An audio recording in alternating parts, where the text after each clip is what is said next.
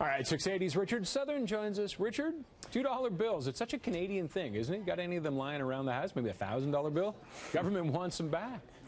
Who has a $1,000 bill lying around? You know, they say there's 700,000 $1,000 bills out there, believe it or not, Really? Roger. And it's believed a lot of them are used for, you know, maybe some bad reasons. Illicit materials and stuff like that? Yeah, drug trade and what have you. But anyways, there's a lot of old Canadian bills out there, and we got some pictures of them. There's the old $1 bill, which went out of circulation in '89. As you mentioned, the $2 bill, which went out of circulation in 1996. There's even a $25 Canadian bill and a $500 bill, which they stopped making back in the 30s. And yes, a $1,000 bill, which was out of circulation in 2000. So buried in the federal budget yesterday was a plan to phase out these bills. Up until now, you could actually go into any store you wanted and spend them if the retailer would accept them. Really? But no, yeah, I mean, a lot of retailers would say we don't know what that $1 bill is with that old King of England on it. But they could take them if they wanted to, but no longer.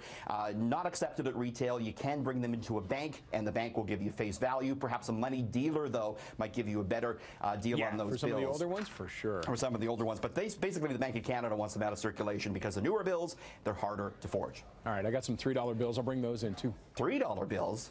Did we have a $3 bill? No. Or you're printing them in your basement is what you're telling me. Never mind.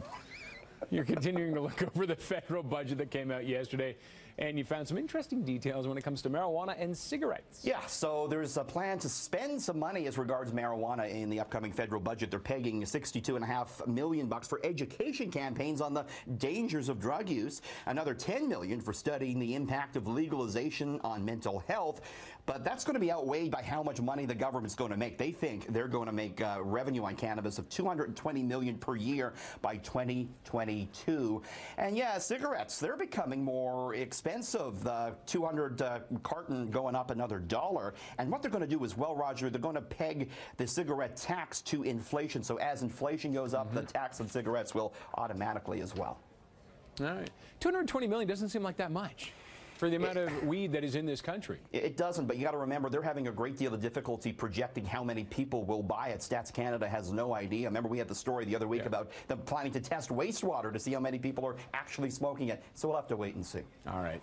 South of the border, a lot of people up here will be applauding, and a lot of people down there. Dick's Sporting Goods, major chain, and it's going to stop selling assault rifles, but it's made and broken that promise before. So yeah, that is downside. the thing. It did say that, well, right today it said it's going to stop selling assault rifles. Back in 2012, though, after the Sandy Hook shooting, it promised the same thing. And then several months later, Dick started selling those guns again at a chain it owns called Field and Stream.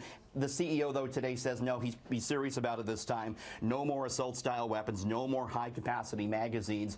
And, you know, it's the latest sign of corporate America getting serious about guns. And as a result, Roger, the gun stocks on Wall Street took a big hit today. Part of the reason why the Dow was down almost 400 points.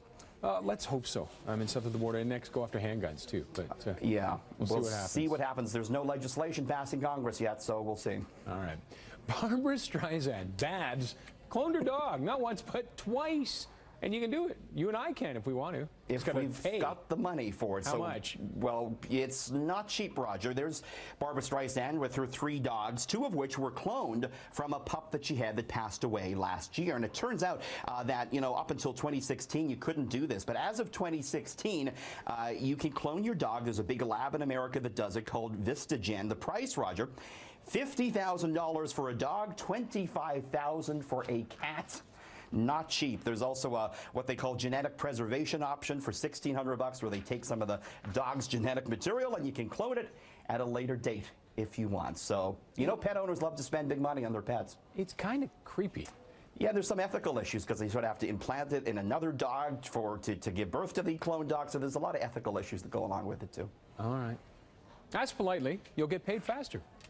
Yes, that's usually how it works. New report out says the kinder we are on our invoices. That's why the servers always put little smiley faces. Have a great day. It works. So a study from FreshBooks looked at this, and they said that invoices with the words please and thank you got paid 2 days quicker on averages than invoices without them. And they analyzed invoices from all across Canada to see who's the politest. New Brunswick, 15% of invoices contain some polite words, followed by PEI, British Columbia, Alberta, and Ontario. Here were just 9% of invoices included some please and thank yous.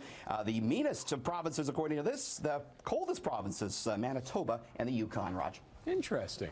Very much so. Isn't it friendly Manitoba? Isn't that what they say? Yeah. Or something like that? Who's friendly? I can't remember. It's too cold to be friendly.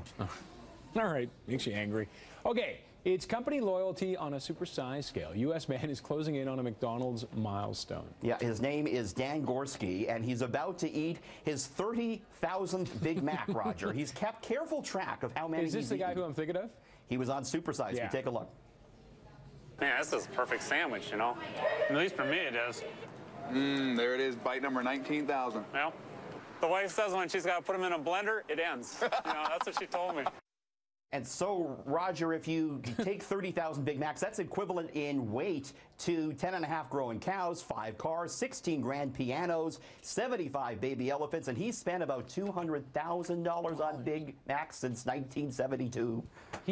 Okay, I'm going to admit, he's actually pretty thin, and he doesn't look old. Like, is this preserving him somehow? It might be, and he says he has a cholesterol of 110, which is perfect, apparently. He's the model of health, despite eating 2 Big Macs a day since 1972. 2 Big Macs a day.